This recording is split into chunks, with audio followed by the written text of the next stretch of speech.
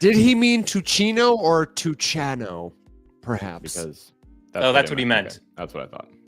I Yeah, see. Ticino is gorgeous. It's absolutely beautiful. It's like I'm not gonna lie. I saw Techipio and I was like, ooh, some Aztecian town in Mexico, and said Switzerland. I was like, no. I would bet money that's not a real place. Well, good now, everybody. I have rugged the show and taken us big live. This is the Rise Up Morning Show. What an intro. And we're talking about what superhero that you think we look like from cartoons. So there. Mostly just Will. Evan and I are just kind of That's right. That's right. Evan and I are the henchmen. Hey, guys. We could be the henchmen. I mean, we could be like the Barnacle Boy. No, I mean, Evan can't be a henchman. Evan's like the therapist that's trying to have me no longer be like a villain if I was like a super villain, you know? Evan's like the guy that's like prescribed to me by a doctor trying to like soothe me and become a peace-loving, good dayer. And then Alex is the henchman. Alex the henchman. We were going to try to that could just be our new title. Alex the henchman. Evan the therapist. Alex the henchman. Will the hero. You're going to see that on our show tomorrow. This is if I was a villain, you know. Oh, if I was a hero, you guys would be interns. Yeah, but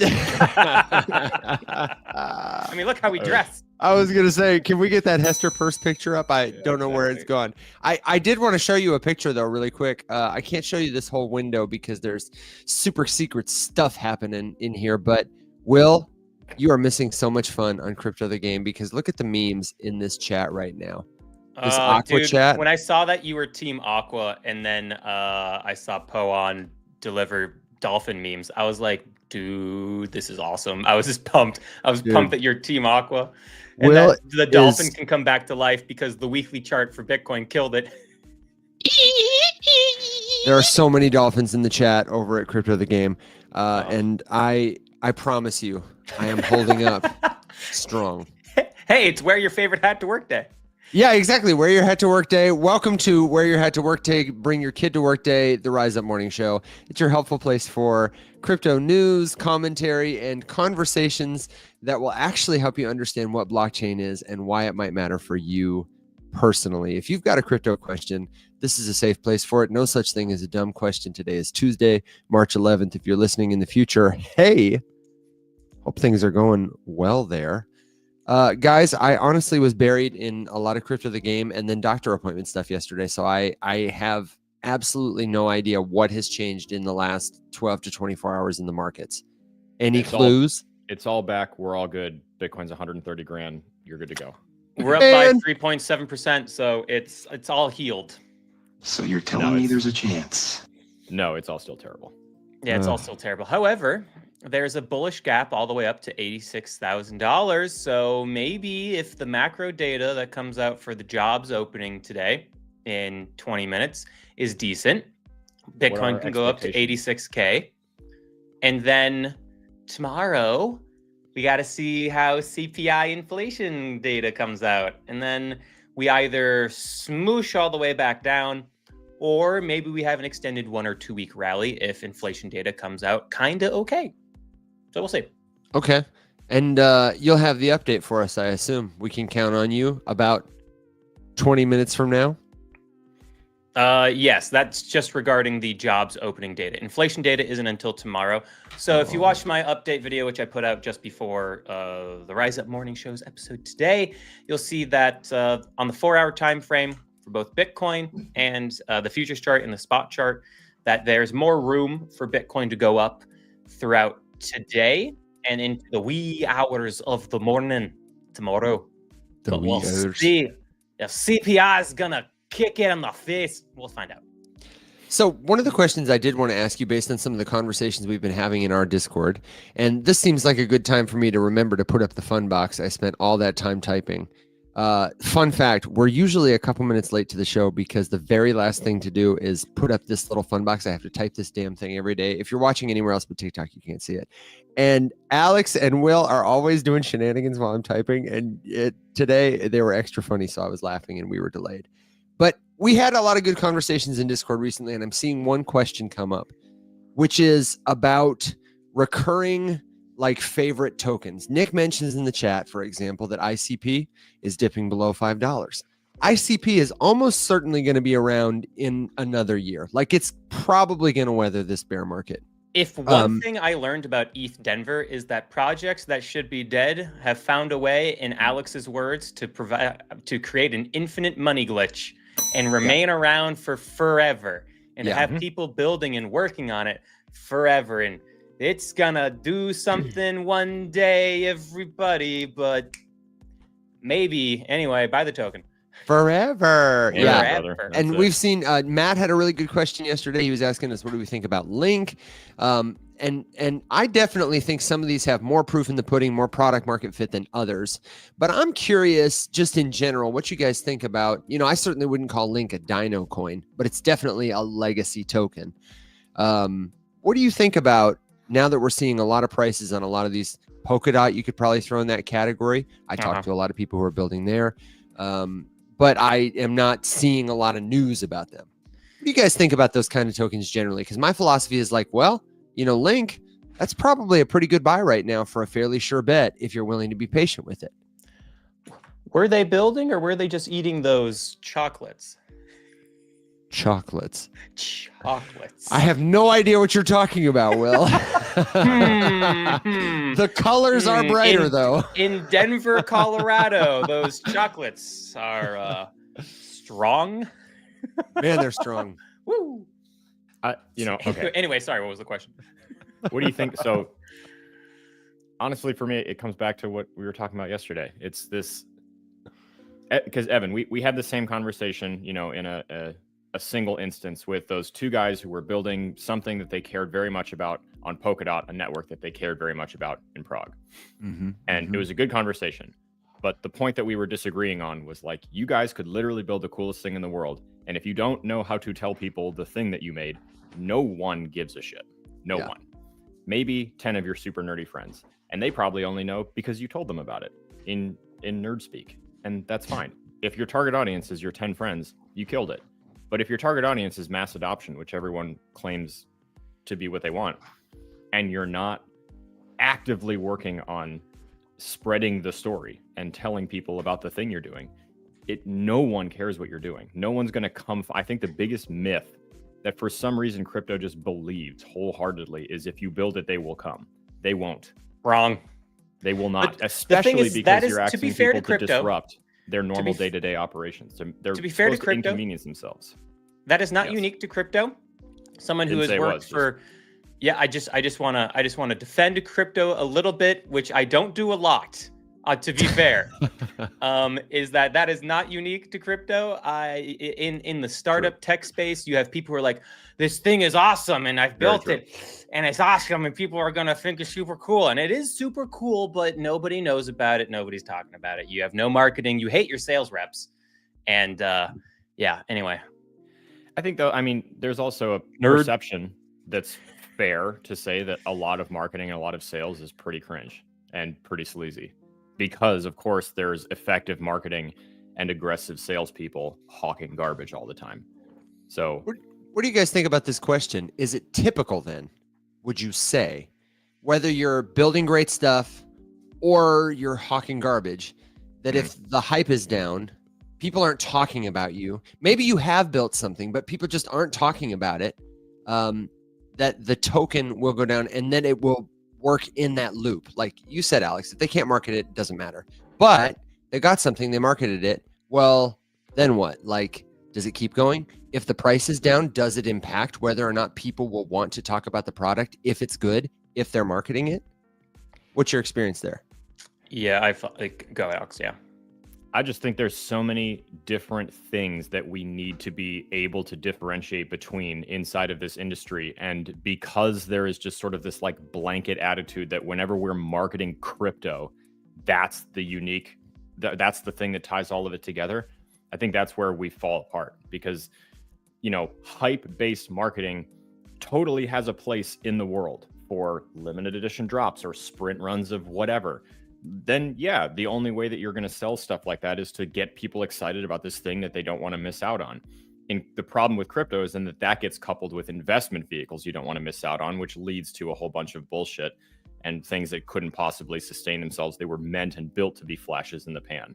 So I don't, if it's typical, yeah, we all know, and we've seen time and time again for years that hype is exhausting and it's not sustainable and it will run out of steam. And if the thing that you built has nothing to fall back on when the hype is over, there's not like a floor, so to speak, of like just basic usability, then yeah, I would totally expect everybody to leave and the token price to crash down. And then the next time the cycle rolls around, you can try to wake it up again and be like, hey, remember when this thing was great? Wouldn't it be cool if it was great again? Because all of us are still underwater. And then you have a bunch of sad bag holders who are just like trying really hard to convince people that this thing is still relevant, even though everyone working on it has disappeared. Right. So two things that are both slight offshoots, but both building off of things you just said, Alex. One of which is a funny, and that funny was a meme that Alex shared with me when we were in ETH Denver, which is, I am so down in my bag, I have evolved from an investor to a community member. I just saw that and was like, that's funny because I've done that before. And We've all done that several times. It hurts. It hurts so much. The other thing too is an offshoot of just kind of this topic in general, which is like, now is the time that I'm like really excited, because in the bull market it's exciting because obviously like hype can just carry a project and all of a sudden you can be like, all right, cool, what project's going to hype the most? Or like, DeFi father, pumpamentals. That's what he likes to invest in, right? What has the best pumpamentals? And you dive into that and it can be a total vaporware. There can be nothing at all to the project in any way, shape, or form, but it's sexy enough in a trending category. You could 2x your money overnight, right? That's the fun of the bull market, even though it's, you're investing in total shit and it's peak speculation and peak risk, and it's a lot of it's gambling, and if you don't understand the culture of the space, it's hard. But in the bear market, it gets really simple. It gets so simple. And honestly, I want to see the markets go up, right? I have all my Bitcoin, I have a bunch of stable coins. I'd like to see strength in the market, buy in, and immediately just start like making money again. Because I don't really short crypto much. I've done it every now and again. I don't like to do it. I short stocks if I see things that I short. I feel bad doing it to crypto. It's my baby. It's my little baby boy. And so thank you for your service. Yeah, you're welcome. And so, but in the bear market, you can just go on something like DeFi Llama or DApp Radar, and you start taking a look at the stuff that maybe was hyped and you're like, cool, they're actually doing it. What's their developer commit like? Is money still moving on chain? And be careful of that, because in a bear market, the dollar amount's almost always going down, but the amount of tokens might be going up. And that's the real adoption there. And you're like, oh, cool. Are the developers developing? Is money, tokens coming on chain? Are they still making wallets? Where's their marketing team at? Are they still posting stuff? Are they still posting updates? Are they active in their Telegram and their Discord? If so, you start checking those boxes. The thing is though, in a bear market, very few projects are going to check all those boxes. And then all of a sudden, your gigantic list of coins that are all hyped goes to the bear market, and you have like 3 or 4 coins that you're actually excited about to keep your eyes on.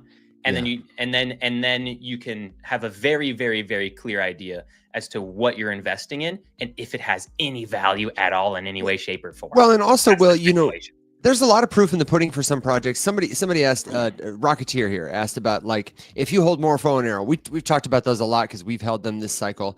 And nobody's hotter right now than Morpho in terms of like actual numbers going up on chain. They've fundamentals. Fundamentals. And also, I would say pumpamentals. Like they got the right listings, they got the right people talking about them, they're building great partnerships. And they still have like the guy who's on the board of Binance, who's on the team. So a Binance you name it, probably likely. Yeah. Checking the list. But there is always, if they continue to build and they continue to grow, like, does that necessarily mean that they won't be outperformed by somebody who just catches the right moment at the right time? Of course not. There is almost certainly going to be a project you have never heard of that's going to come out of nowhere and do a 20x or whatever. And everyone's going to say, oh, why didn't I buy this?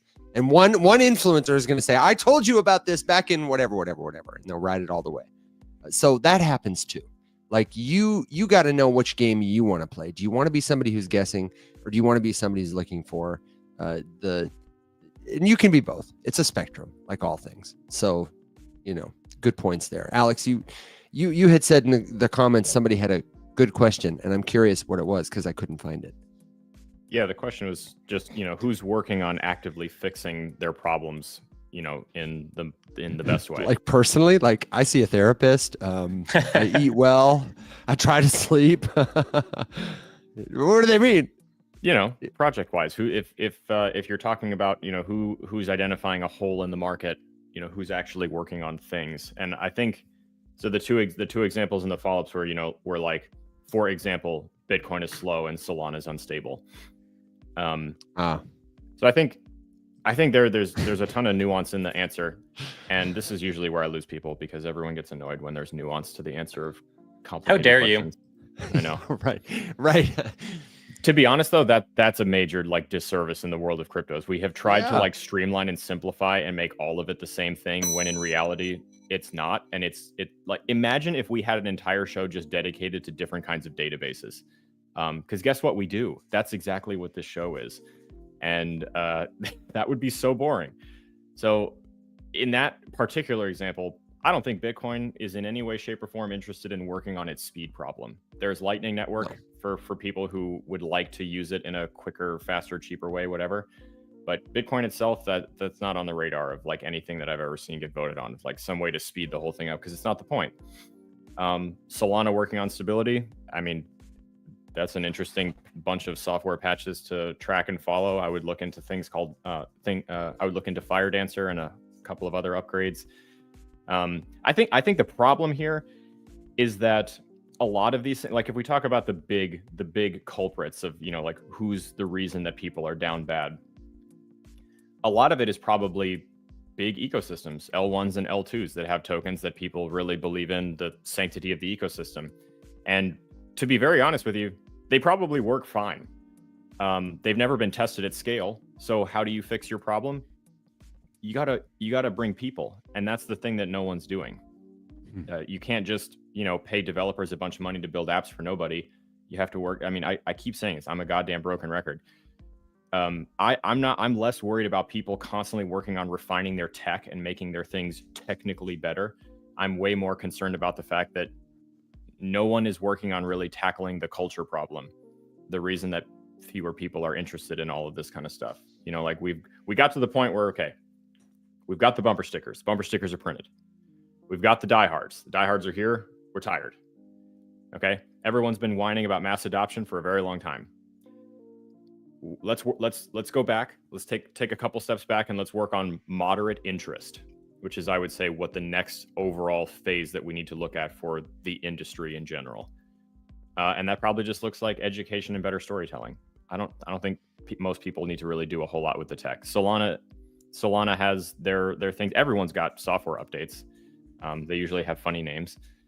But, you know, in general, I'm less worried about the tech and more worried about the fact that we're just doing such a shit job talking about it. You've got major news anchors on, you know, mainstream media news channels talking about Bitcoin and Beanie Babies in the same sentence as if it's a fair comparison. So we're still largely clueless. And I will say, you know, we have this opportunity. Somebody said in the comments, it's as simple as this, that Trump is president and he's driving down the economy. And somebody else said, do you think it's a coordinated effort by our new government to manipulate prices, to cause a crash, to curry favor? Go ahead.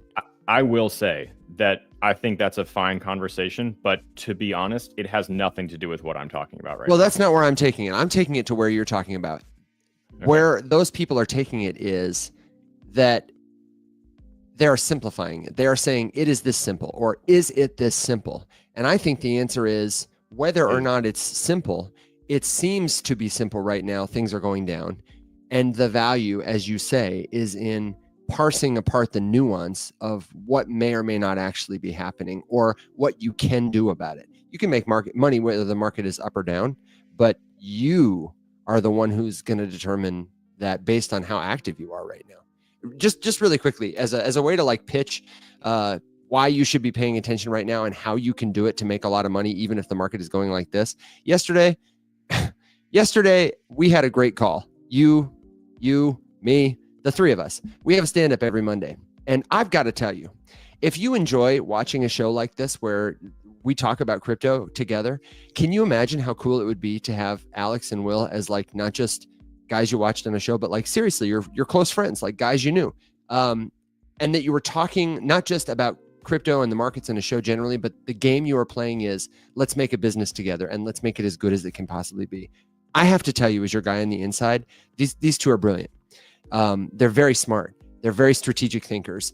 They're working hard on this thing. Got him fooled so hard. And the dude got him fooled. I know, right? But the best thing you can do, if you're somebody who's like coming to the show trying to get alpha, jump in the Discord, spend some time connecting with other people who have a similar schedule as you, whose interests are aligned with yours, who are learning like you are, and show up every day. Will and Alex and I are just regular guys, but we've distinguished ourselves not just to each other, but to our colleagues and to an audience of peers by showing up and doing this work every day. The fact that we are here is the result of when the markets are down or up, showing up to spend time learning. And now we're not necessarily experts, but we have a lot of expertise and experience that when we have a business call to solve a couple of issues, we can do some big time damage. You know what I mean? And that can be you too. It's not special, but you got to show up and have these conversations and put in 5 minutes a day. And it's easier when you have people around you that you love, or at least that make you say, damn, hadn't thought about it like that. So Bullish. It's not that simple. You can learn about it in the nuance, is what I'm saying. I don't know. I'm struggling, guys. I got the flu. My brain is behind. I hope that made sense. My pitch to you is, if you want that, jump in the Discord, participate in the comments. It's super free and easy.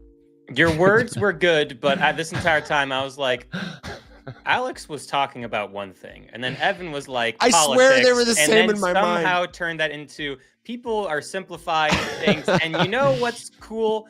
These guys are cool, and you know what's also cool? Discord commercial.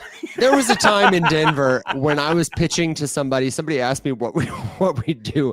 And usually when I talk about the Rise Up Morning Show, I say, we are the most trusted source for live education on the internet. We stream on TikTok, etc. It's concise, it's clear, it's punchy. And I started this pitch that time. I said, people on the internet talking about crypto, and it just went downhill from there. So it's just, oh no, I'm on the wrong track. We had a question that could bring it back really quickly, a short one as a way of segue. Somebody asked us if we knew about the SEC's roundtables coming up. It sounds like it could be the opposite of the White House summit. For people who didn't know, I'm going to throw a quick screen share up on StreamYard. The SEC is planning on hosting a series of talks with their task force. They've got this task force that they've assembled, and the talks will start March 21st, 2025, with the topic, how we got here and how we get out, defining security status. It's open to the public, though in-person participants may be limited, and they're going to stream it. So the Crypto Summit was everybody shaking Donald Trump's hand, and hopefully this will be more oriented around policymakers talking about actual paths forward. And we can dream, right? I hope so. I wanted to know... It's okay. Alex, we'll get bullish news out of this, but no one will be paying attention to it because it doesn't have like some very, very high profile figure, aka Trump, at it, or a bunch of crypto billionaires. What's the deadline for the investor committee? They've requested letters of interest to, you know what I'm talking about? Isn't it like March 14th? It's coming up. I think we should apply to it. Yeah. Okay. Well, somehow between crypto, the game, and everything else, I gotta make time to do that because we should be on it, and we are working. I think actively. It's just a letter of intent required by the 15th. For anyone curious about what that is, it's this. Beautiful, thank you. You gonna do a screen share?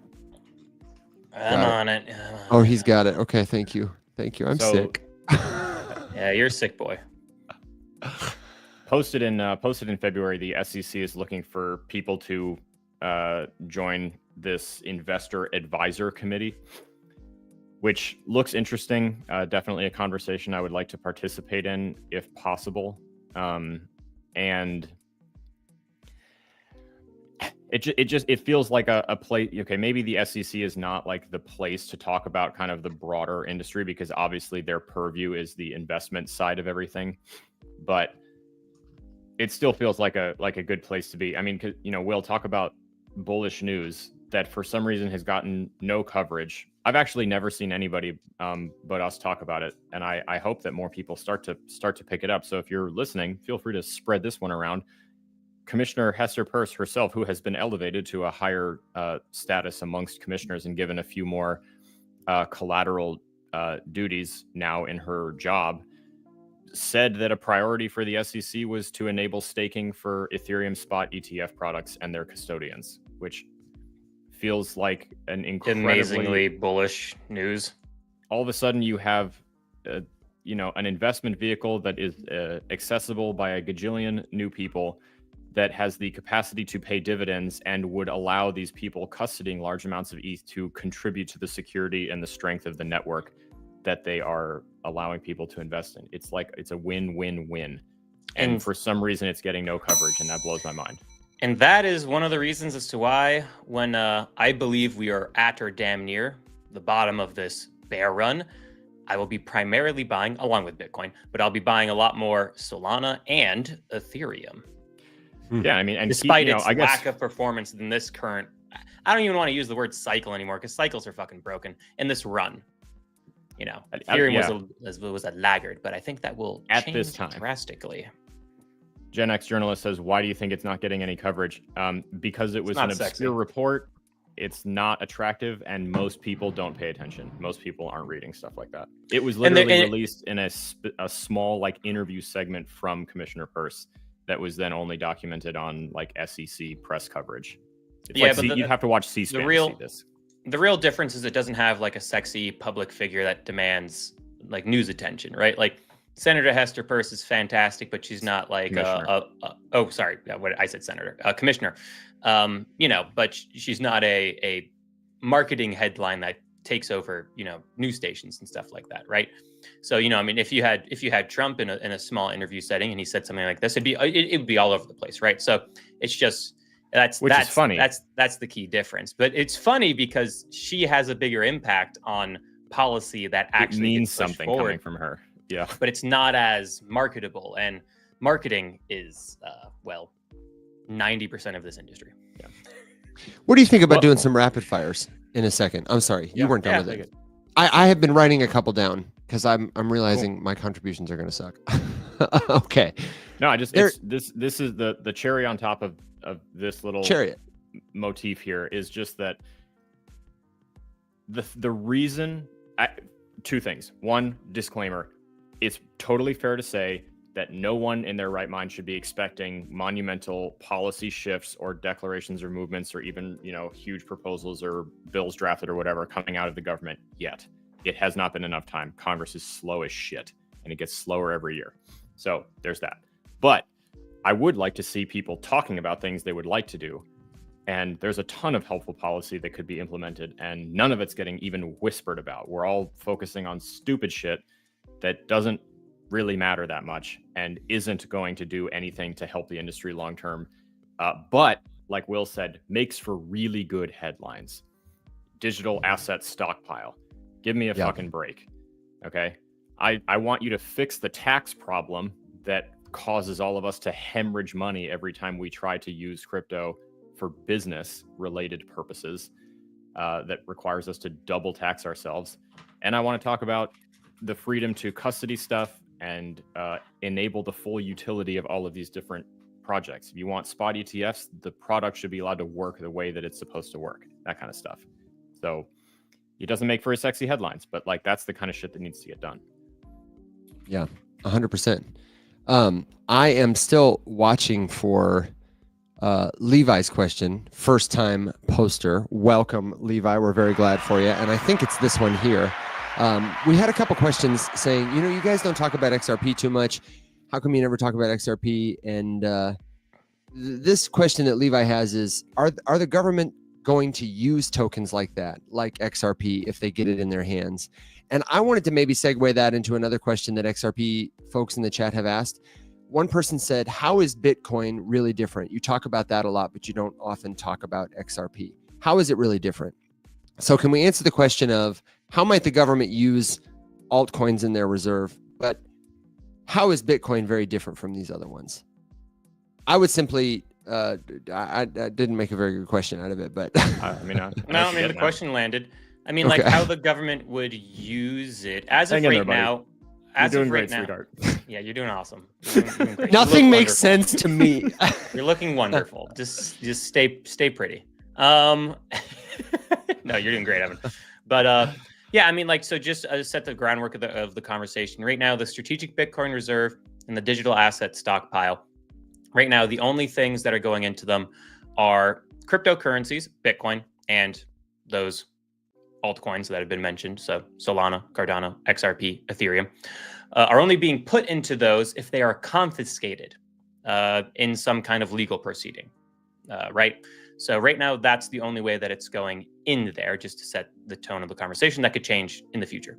How the government is going to use them, as of right now, confiscate cryptocurrencies from criminals and people that they prosecute. They will then store them. Right now, at least the Strategic Bitcoin Reserve, they've said, hey, we're not going to sell this. So we'll see. The altcoins, though, they have not made any comment on that. But the point of investing into something is for the value of that to go up and at some point sell. I mean, if you look at the strategic reserves for oil, the United States does open those up and release them to the market to have an impact on the oil economy and inflation and all that kind of stuff. So at some point, you would think that they would sell assets out of that altcoin stockpile at some point to take a profit, because the entire reason why the US government is doing this is to have an extra means to tackle our deficit. You tackle your deficit in three ways. You cut spending, you increase revenue, and you find new investments that can make you money to pay down your debt, right? And this is in that investment branch. And so that's how the government would use this. How would the government use XRP? Understand that the government is not going to be using the Ripple solution. That Ripple solution is meant to be a cross-border payment for banking institutions, of which I am highly skeptical at their ability to get genuine adoption across some of the biggest banks. But you can't argue with the Ripple leadership having fantastic connections that will probably expand because they're cozying up to the Trump administration. And they tried to cozy up to Kamala as well. So, they what's the term? You what your bets? You hedge them. You hedge them. Yeah. They hedge their bets. There you go. Nice. Yeah, you got it. Fuck yeah. Little victories, man. Hell yeah. So, and here they are. So we'll see what kind of connections they can get out of it. I'm curious to see what kind of things they can actually get from a business standpoint with Ripple. But insofar as the question was concerned, how is the United States going to use XRP? They will use it as a means of investment speculation to try to tackle their debt. Because the government has said, hey, we're not going to sell that Bitcoin. And say anything about that digital asset reserve stockpile thing with altcoins. Yeah. And what is easily acquired is probably easily sold. Yeah, exactly. Well, and that's like the crux of my issue with it, is that it's insane to build a stockpile meant to bolster the US reserves or capital or, standing in the world or whatever, filled up with a bunch of like completely open and accessible speculative investment vehicles made for startup companies. I have a theory on that, but I know you're crazy talk. So I think it's really just a political favor that I think it's totally wiped away. Because the crypto industry gave so much money to the Trump administration for the campaign. And so a lot of those people, Ripple, I'm sure the Solana Foundation gave, Coinbase gave a ton of money, right? And so, in the stockpile, you have ETH, Solana, Cardano, and XRP as the ones that are mentioned. And I think what's going to happen is it's going to go through Congress to try to actually have some kind of plan to have taxpayer money, which I hope doesn't happen, or like some conversion of other assets, potentially gold, into these assets to potentially buy, and that those get smashed down hard by Congress. And then the Trump administration goes and looks at those guys, be like, yeah, sorry guys, we tried. And then, there's maybe something set aside for Bitcoin. That's what I think is going to happen, because it's going to be so incredibly difficult, because I don't think it's a good idea to go through all the entirety of Congress and say, hey, I think we should take things from safe investments, air quotes safe, and put them into highly speculative assets. And I feel like you're going to have a lot of people be like, no. Even in the Republican Party, I feel like you're going to have a lot of people be like, no. I think so too. Not ideal. I also want to touch on this question. I think I can take this one of how is Bitcoin therefore really different? And by way of segue, I want to let folks know, if you're somebody who's new and some of this conversation is maybe a little deep, you have some clarifying questions about how crypto works, I want to encourage you to come back tomorrow morning It's Web3 101 Wednesday, baby. We forgot it last week, but every week we really try to make Wednesday about questions that newcomers to our space might have. How do I get a wallet? Which wallet's good to use? What is Bitcoin? How does it work? Those are the best times to ask those kinds of questions because, we tend to get a little in the weeds in the analysis because we've been here for a minute, but you too can understand what we know. It doesn't have to be scary, but it can feel overwhelming. So join us again, especially if you've got those kind of questions, and definitely check out the Discord server because it's a great place to ask any question, anytime. What makes Bitcoin different from one of those other speculative assets? Well, the first thing is it's got a hard capped supply and it's truly much more decentralized. Those two things matter. The Bitcoin protocol is the king, the ruler, the governor that enforces this idea that there will only ever be 21 million Bitcoin. And what gives that policy life in the world and makes it stronger, sturdier, is every validating member of the Bitcoin network. Over time, because anybody can become a validator of Bitcoin if they have the requisite resources, that network of validators, of people who secure that rule, has grown from 1 to 2 to 3 to almost 65,000. XRP is guaranteed by a handful of elected or appointed officials who are hired by Ripple. They are the ones who control how much is released every month, what the code says can be done with it. Solana similarly has a governing board of people, a very kind of centralized group, though the network is validated by people. Ethereum is similar but different. Somebody asked, why wouldn't I want them to have a founder? It's unfortunate Bitcoin doesn't have a founder. I can't trust them. But that's the good thing is you don't need to. What you have trust in is that all the members of the network, a network which is growing, have an interest in keeping that supply hard. And that it becomes difficult for anybody to accumulate the kind of power or influence that a CEO at Ripple or a founding member at Solana who's still active might have to take that system over. That's the whole ethos of crypto, is that we want to return power from the center of systems to the users at the edges.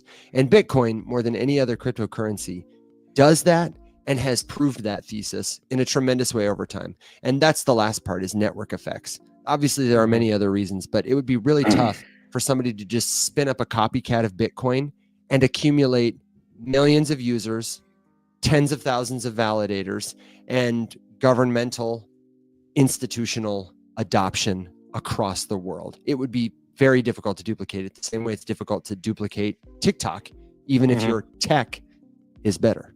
What do you guys have to add? You got something? Well, I got things I want to touch on that were comments here. Like like there's one comment here, all true, but Bitcoin is slow and expensive. It's just a store of value. Just a store of value is really, I would implore you to go and read, hang on. Can we just say, creating what is arguably, the most secure, transportable, and energy efficient store of value that could be used by the entire planet without that exists requiring really anything more than an internet connection is a really weird thing to say. It's just that. Yeah, right. but the thing is I've held a similar thought, because I get personally more excited about, what brought me into the space wasn't Bitcoin, it was Ethereum when in 2017, because it was programmable money. I was like, what the hell is this? And I dove into it, and it got me more excited. So I'm more excited about NFT technology. I'm more excited about DeFi and providing loan services. And this is touching on another question, which was, hey, why does the world really need Web3? And it's the things that I'm really excited about is, being able to provide, if you just have an internet connection or even just a data connection on your phone, to be able to provide banking services and loans and liquidity to tribes in Central Africa, or people in Southeast Asia, or people who don't have easy access to, the Western traditional banking system to get liquidity in developed nations. And then also Bitcoin, before stablecoins really came up, and stablecoins are an even better form of remittance payments. Cut out the middlemen, make it so that hardworking families who are taking a huge gamble, going to another country, working in maybe some tough conditions, and they're sending money back home to their families. Cut out the middlemen of those banking services and make sure more of your hardworking money goes to your family, your parents, your kids back home. And then even in Western economies where remittance payments aren't super, super big, and we have credit Yep. cards that are super fast and easy and all that kind of stuff, so we won't necessarily use crypto potentially as payments, except there are benefits to using stable coins for business because you don't have to pay the credit card fees. So again, getting rid of the middlemen, making things cheaper, keeping more money in the people's pockets as opposed to middlemen and banks. But you have things like NFTs that if you used in the ticketing world, you could get rid of the exorbitant fees within Ticketmaster. You can make it cheaper for college students to buy college books because you could just actually have a student sell their digital college book, if it was digital, and sell it to somebody else. And the book company, ends up getting a profit of that in the secondary market, and they're not incentivized to make a new edition every year that costs $300, right? The reason why Web3 is important is because it makes things cheaper and it helps keep more dollars in the hands of the people as opposed to these middlemen intermediaries, right? That's why Web3 is important. And then store of value, like all true, but Bitcoin is slow and expensive just to store of value. If you want to understand really like what the value of a store of value is and why Bitcoin matters, I'll show it to both screens, but the Bitcoin Standard here. Oh, great book. Is a great book to start with because, all of these things I talked about, Web3 are amazing and they're huge opportunities, but they're not as big as revolutionizing a store of value, which has been the primary financial focus and the largest market cap in the world of human history. So I would highly recommend this. The Bitcoin Standard, not sponsored anyway, just a good read. And it's not, as you can tell, it's not super thick. I think. Go ahead. Go ahead. I'm just gonna say I think I can answer the question with an 8-word bumper sticker. Why does the world need Web3? The world has trust issues, and blockchain fixes this. Well, The world has trust issues, and blockchain fixes. You're counting the and, comma, blockchain fixes this. You smartass. All right. Okay. Okay, all right, okay. So, hang on. Before we derail, there's a bunch of Yeah, questions totally. that have come through. One that has popped up a couple times is kind of just in reference to Bitcoin security and Satoshi's wallet.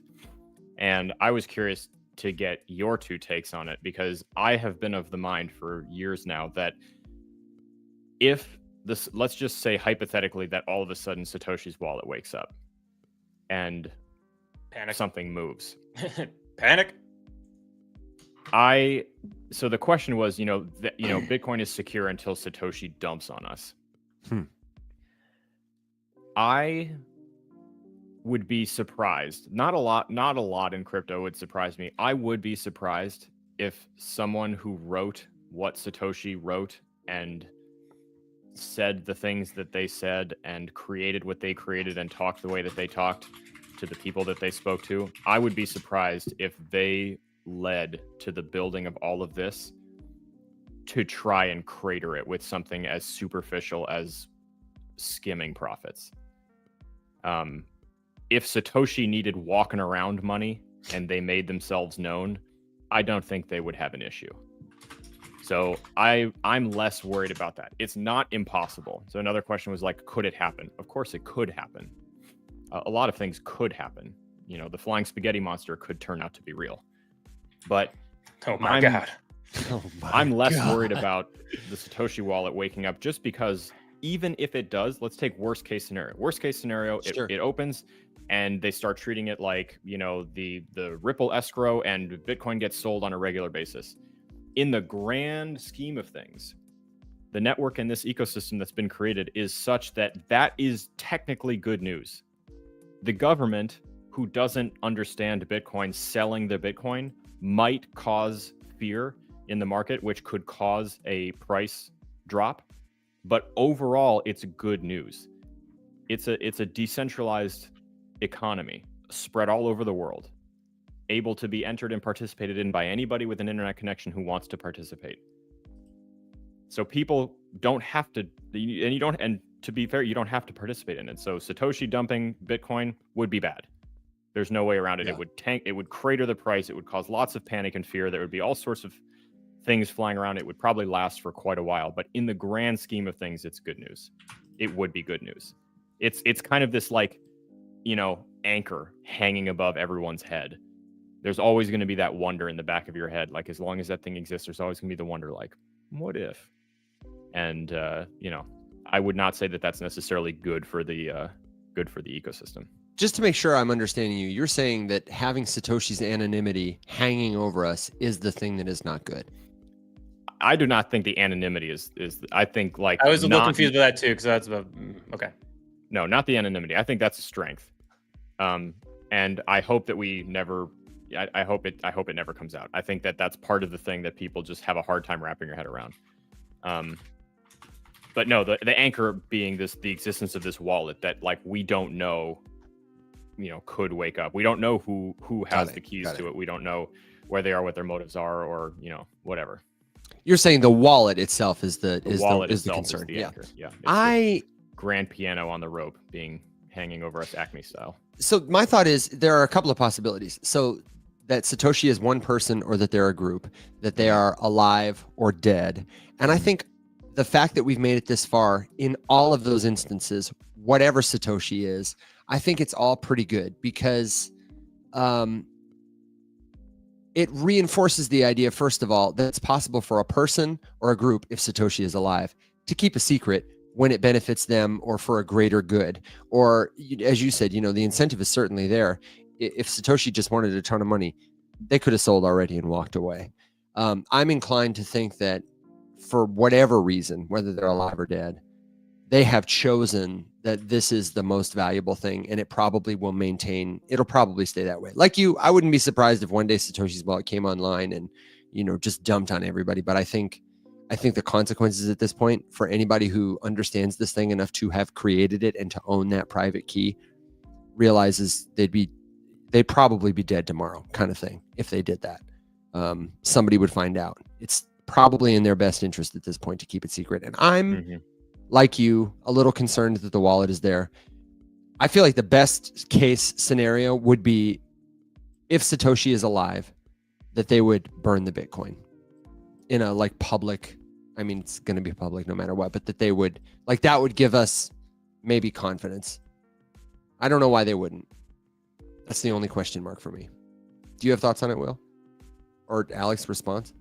I don't have any thoughts on it to expand upon than what you guys said, other than, I don't feel like Satoshi's wallet is some kind of axe hanging over us because he had so many opportunities to walk away with billions and billions and billions and billions and billions of dollars, or they, So, yeah.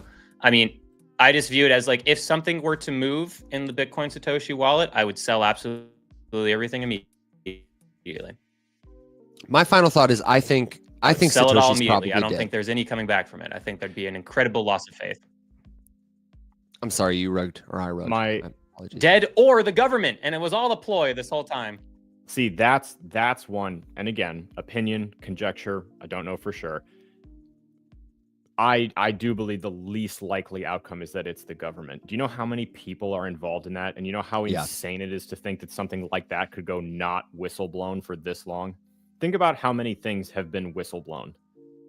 You think that wouldn't come out if there was just departments of people, including, entry-level clerks that knew about that and no one said anything ever? There was never any leak. That's crazy to me. Mm-hmm. That, I think, is the least likely outcome.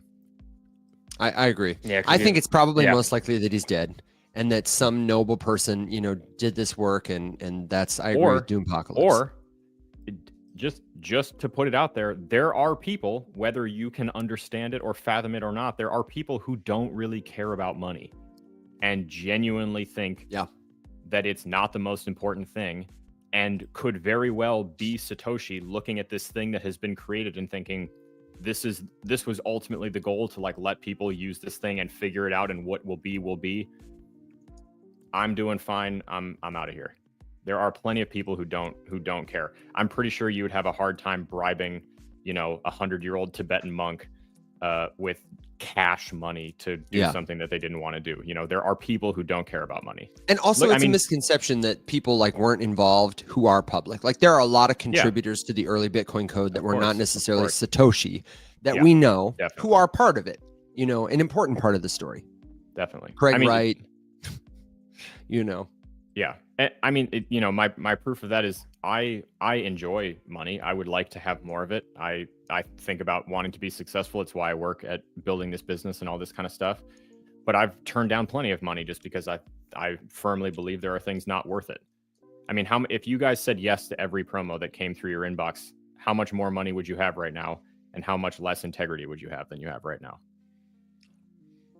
we Could have I another buy Considerable- integrity? Considerable in both. Could I buy integrity?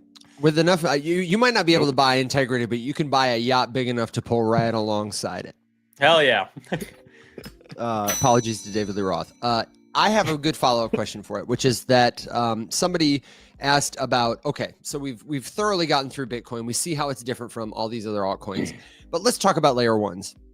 Layer one tokens are crypto coins. They have their own blockchain network where they are the token that pays for the gas, like XRP on Ripple network, or Ether on the Ethereum network, or Sol on the Solana network.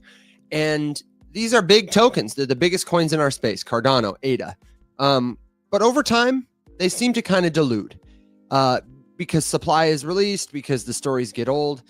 And now our space is old enough that we've kind of got these waves. You know, Bitcoin was the OG. Then we got like the first wave of altcoins led by Ethereum. Then we got like the ones that would be Ethereum killers. And now we have a whole new round of L1s that have kind of emerged. Solana killers. Yeah, exactly. Sui and Aptos and so on and so forth. So long term, how does dilution, whether that's like the distribution of tokens, the dilution of a narrative, impact layer ones? Because for my money, if there's a new layer one and a hot narrative, that's probably, if you're early, a pretty safe place to park some money. Maybe not for 100 million X, but you know, probably for some growth. Over time, though, we've talked about this before. I haven't bought into Sui or Aptos because, you know, they've had charts like this mostly. They're too new. I want to see what happens to them in a downtime. Are they still here? Is that a better time to invest? Are they building for the future? Can they distinguish themselves, etc.? Can you guys talk a little about that, like a layer one thesis now that we have these different kind of categories? And do you think dilution plays an impact after a certain time? Do you got to get out of your layer ones? Is it no longer profitable? Would love to hear your thoughts. I would like to take a first crack at this. I think the categories are a distraction. I think the Ooh. categories are silly because at the end of the day, every single layer one is trying to do the same thing.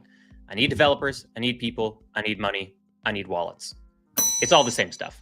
There's no Ethereum killer group, there's no Solana killer group, there's no blah blah blah blah blah blah blah blah. They're all just trying to do the same damn thing. At the end of the day, they measure their success in the same damn way. Henceforth, therefore, round circle. These categories are silly. It just makes them marketable, and we have silly monkey brains that like to put things into buckets. That's a good answer. Yeah. Would you agree or disagree, Alex? Categories are unhelpful. We should look at use and adoption. No, I completely agree. I think that one of those kind of unhelpful marketing practices that I alluded to in the beginning of the show is that categorization of cryptocurrencies that or projects using cryptocurrency that cannot stand on their own 2 feet and so have to align themselves with a narrative in order to become part of the hypey, trendy conversation. And I think it's all a gimmick. I think, like we were pointing out, the other day, at the end of the day, you have exactly 2 ecosystems with one on the rise that are turning revenue, attracting builders, defining any kind of culture, and operating businesses. Ethereum, and in order from greatest to least, Solana in terms of revenue, Solana, Ethereum, Base, bringing up the rear. Everyone else is in the thousands per day, and these are on ecosystems valued in the billions. So no, I think all of it's meaningless. I don't think anything matters unless you can create an ecosystem that people are excited to participate in, get some goddamn users using all of these things that you claim to be the new world order, and get a healthy group of developers who are interested in helping you run this decentralized ecosystem. So I got a good Can't do follow-up those question. things, then Crypto Machinery asks, doesn't categorizing them help with diversification? And I would say Good. the I was answer is- about to address this question. Yeah. Okay, do you want to? I was going to say absolutely not. It doesn't help you. It helps them that you think they are different, and therefore you'll buy them. But what do you? Well, what is here's your here's take? one thing I want to expand upon too, just in case there's a little miscommunication, which is categorization of layer ones is a gimmick. It's a marketing ploy, and it's just like I would said, agree. silly monkey brains wanting to put things and organize them. But categorizing other trends. You have AI trend, you have DeFi, you have tokenization of real world assets, which could be an umbrella of DeFi if we're really being serious about it. But you have all these different trends. Those are different things doing different things that are typically almost always built on the layer ones, right? So in that sense, classification matters or categorization matters because those things are very, very different. With layer ones, at the end of the day, they're all the same damn thing. They just have a different approach. Or they're not the same damn thing. They're measuring their success in the same damn way, and trying to go about it by taking a different road. Yeah, they may have different consensus mechanisms. They may have different their architecture, Different their centralization, infrastructure. decentralization, different Exactly. consensus, different team structure, blah, blah, blah, different backers, all that kind of stuff. But at the end of the day, we need people on chain. We need money on chain. Yep. And a lot of L1s exist because it is a lot easier to go to a venture capitalist and say, hey, I'm going to build New York City. Give me $1 million and we'll make a lot of money together than it is to say, hey, I'm building a popcorn stand in New York City. Give me $1 million. They're going to say, no, your earning potential is way lower. The dream is much bigger when you're building a whole ecosystem. It's easier to get checks. And that's why we've got a crypto, landscape with tons of infrastructure and no apps. A simplification, but that's kind of how it is here. So, ladies and gentlemen, let me remind you that we are here 4 days a week, Monday through Thursday. This is the Rise Up morning show. Morning somewhere. If it's a little early or a little late for you, then the good news is you can catch our replays on YouTube. But then I want to encourage you to check us out on all your favorite social networks. We're on Facebook, we're on LinkedIn, we're on Twitter, and you can find all the official links for the show and for our personal accounts at the Rise Up Morning Show. While you're there, you can grab the link to the free Rise Up Discord. And if you're already in the free Rise Up Discord connecting with other learners just like you, then have you checked out the free premium trial? You can get a week free of premium services where you can do things like hang out with me in office hours on a voice call where we'll troubleshoot your questions, talk back and forth, build community. You can download all the great PDF guides Alex has written totally for free. You can say, hey, Will, I'd like to see you technically analyze insert altcoin here, and he just might do it. There are many more perks. The only thing missing is you. Check it all out at theriseupmorningshow.com. We've got about 20 minutes left. So if you've got a question, a suggestion, a good joke, word of wisdom, you got plenty of time. But I want to know what you guys are thinking. Are you checking out the comments? Did I miss a good question? I'm feeling better. I'm warming up. No, my brain is catching me. I think there's been some good Buy conversation. the mug. Buy the mug. Yeah, thanks Tech CEO for doing your job. He's the #1 mug salesman of the official mug of the official morning show. I mean, it is Still looking for that new mug. It's Yeah, I know. science. I'm so behind on merch, man. I'm so behind. Evan just needs to quit getting sick for a couple weeks. That's true. Yeah. It is. I'm playing this I game. will so- say though, it is scientifically proven that your hot beverages taste better in that mug. I think. Can confirm. We're getting a larger and larger With sample math. size all the time. Yeah. With math. I'll use that whiteboard. Hmm. Fucking. Thank you draw for all that the formula kind out. words So- in the comments too. I really appreciate all the love. We don't always get time to address every comment, but we really do read them.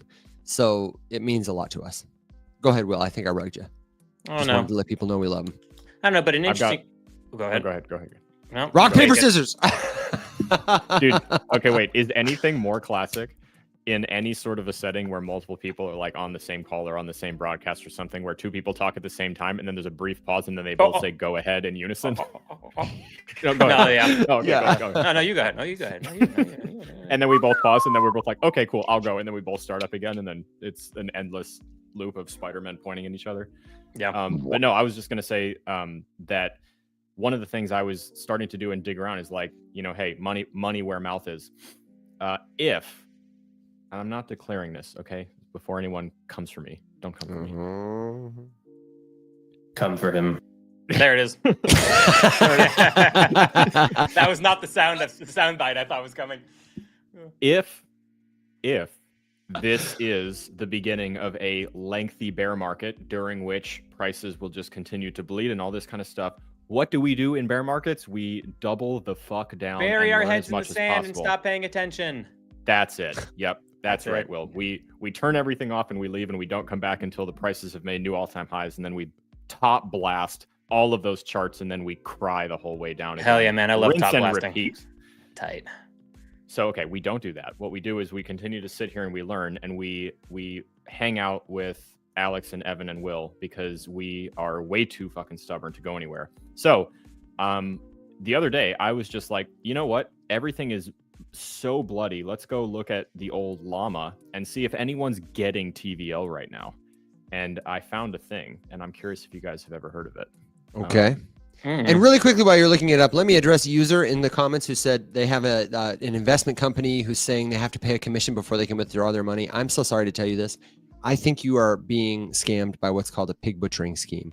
I would encourage you to Google that term. We've talked about it a lot on the show. Jump in the Discord server. It's totally free.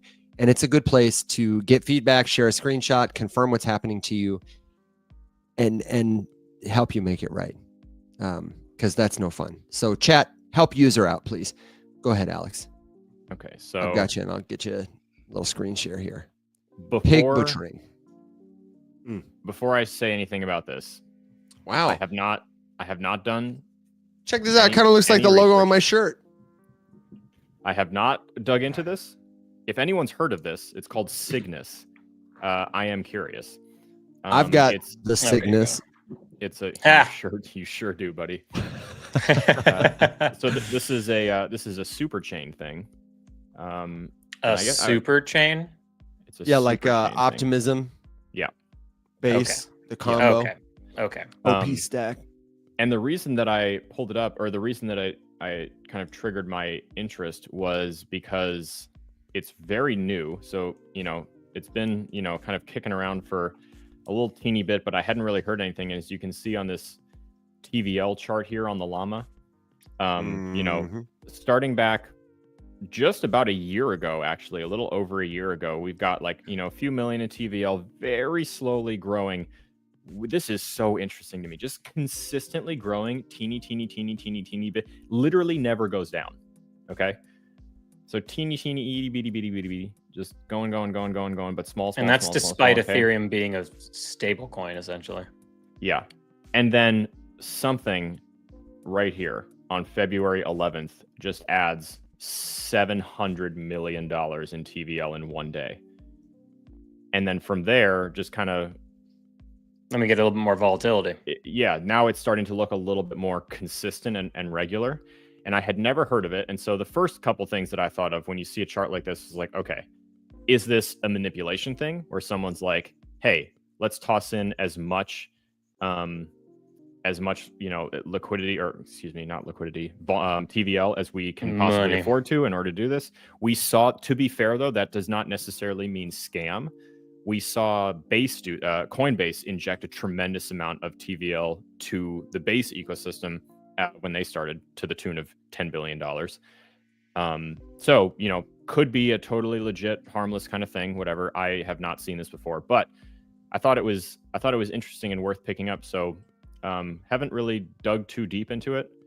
But, you've got a couple buzzwords in this little title here that, definitely could trigger people as we talk about categorizing things and, participating in sexy, trendy narratives. Here we've got modular, we've got real world, and we've got yield. So we're hitting RWA, modular, and DeFi, which are all three categories and niches of crypto.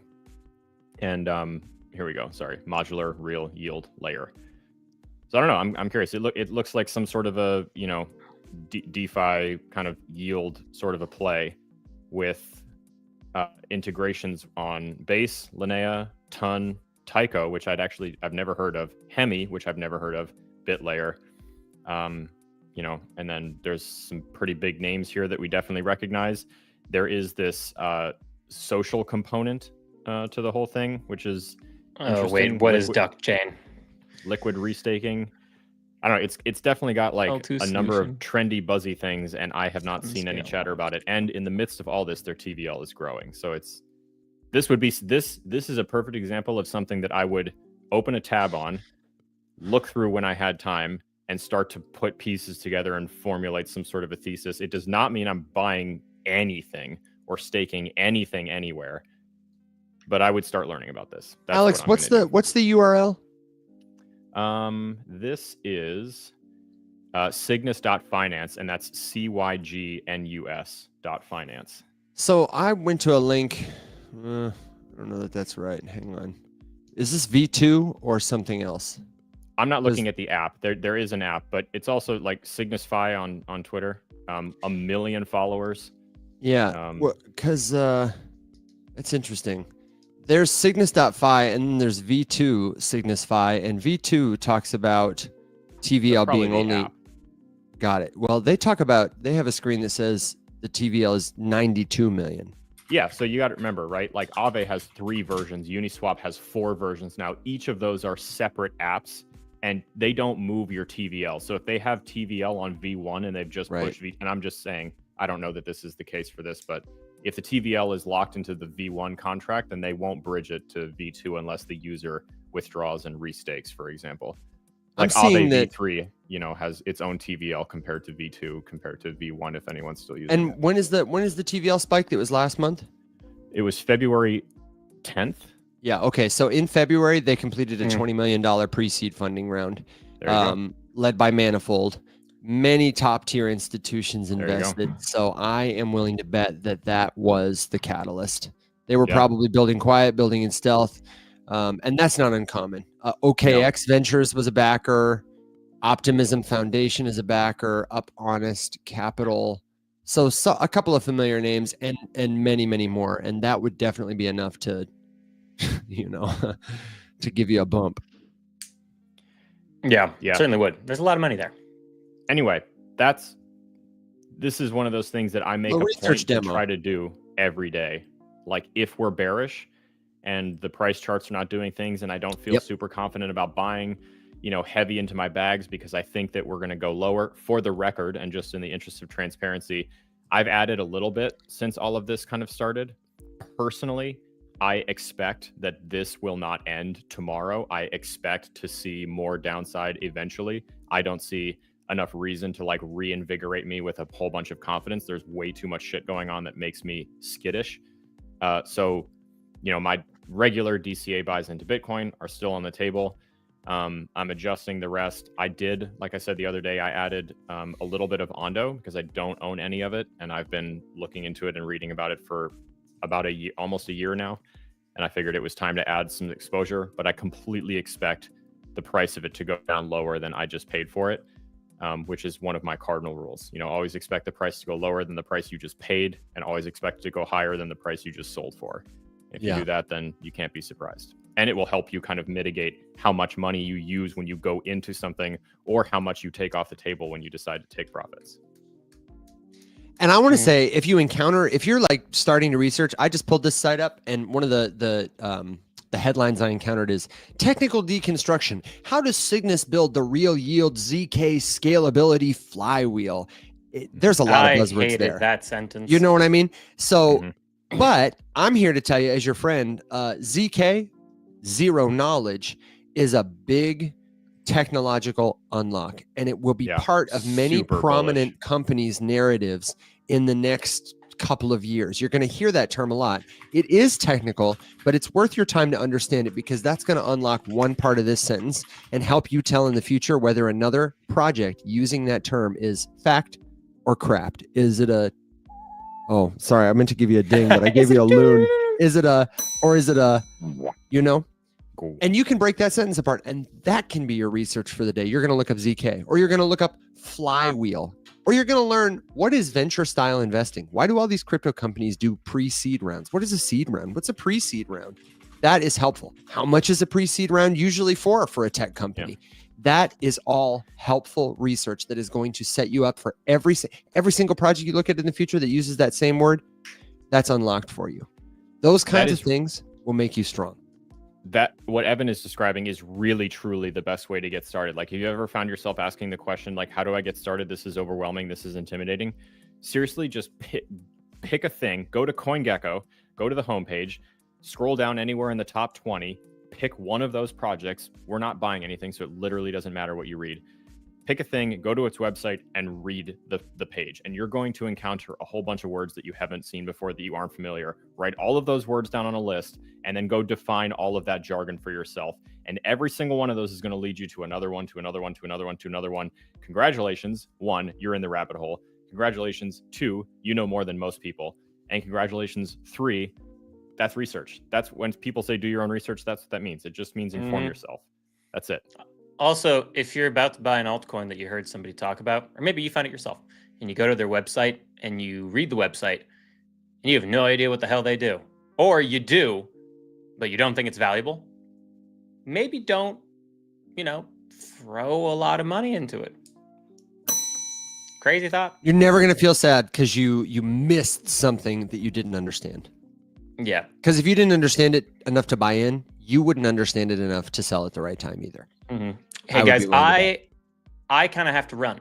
I have a business call at 9:30, so I kind of got to head out. Hit us with a final thought then, William. It's about that time for final thoughts anyway, so go first. It is about that time.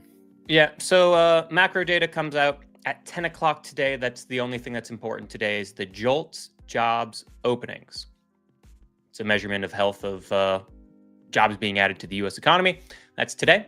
Tomorrow is CPI inflation. Now, the expectation is for inflation to actually have fallen from a growth of 3%, to have fallen from growing month over month by 0.5% to just growing month over month by 0.3%. So inflation's still growing, but at a slower pace. That is the expectation.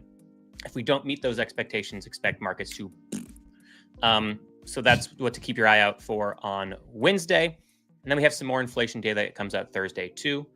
And those are the big things to really watch for. We have some more data on Thursday also, but keep your eyes on those things. And I would say we're pretty primed for a short-term bounce in markets. And I think the stock market is opening up very, very, very nicely in 9 minutes as well. So a little bit of a bounce here. Alex, your most recent buys could have been very well timed. I remain bearish though on monthly timeframes. And just like Alex, I am very worried about expansion of trade wars, inflation not really being all that cool, all that stuff, unemployment, yada, yada, yada. So I remain bearish overall, but we're in a very good spot right now to have a short-term bounce. So that's nice. As high as that could go, in my personal opinion, 86K to fill a bullish gap that we have, and maybe even overextend a bit to close to 87K. Those are my thoughts and opinions, and just stay safe out there, guys. You're going to see a lot of people in this being like, we're back. That's it. That was the bottom. I saw someone pull up a chart and post it on Twitter, and they're a very big Twitter personality. And it was a TA chart, and like, look, on the daily chart, we double bottoms. And I was like, huh, what? And I pulled up the daily chart, and it was a lower low. I was like, buddy. I was like, nah, man, I don't know. Okay. All right. Best of luck to you. Anyway, that's it. That's all I got. Have fun. Have a good meeting. Make a bunch of money. Be a good person. Thanks, man. You know the order. Yeah. I screwed it up. Sounds so inspiring. It was nice. Oh, man. I want to say, if you have a final thought, a good joke, a question, suggestion, good joke, word of wisdom, this is the time for it as we prepare to ride our dogs and ponies off into the sunset. And we'll give our final thoughts in a minute. But first, I've got to shout out the chat. I got to give some applause in the chat, maybe even some hype in the chat, because everybody is being super helpful to user 712345678, who I think is actively experiencing a pig butchering scam. And Alex, if it's okay with you, I've been following the conversation and I'd like to clarify a couple points. Is that okay? Just briefly. If you are part of any kind of trading ring, passive income website where somebody has approached you or you have found them and then you have started investing money, but you haven't been able to withdraw, you can't withdraw, there are hidden fees, there are commissions, there are things that weren't explained to you, and they are very responsive to you. They're following up with you because they want you to invest more, or they want you to get your money off the platform. If you haven't gotten money, or if the only way you got money was when they sent you a little bit of money to gain confidence so you would invest more, There was never any money. It may seem like there's money. They might have an app where they show you like, oh, you spend $100 every week, your balance is going up. And here's a line to show you how our traders are making you more profitable. You've got $100,000, $200,000, $300,000. That's all fake.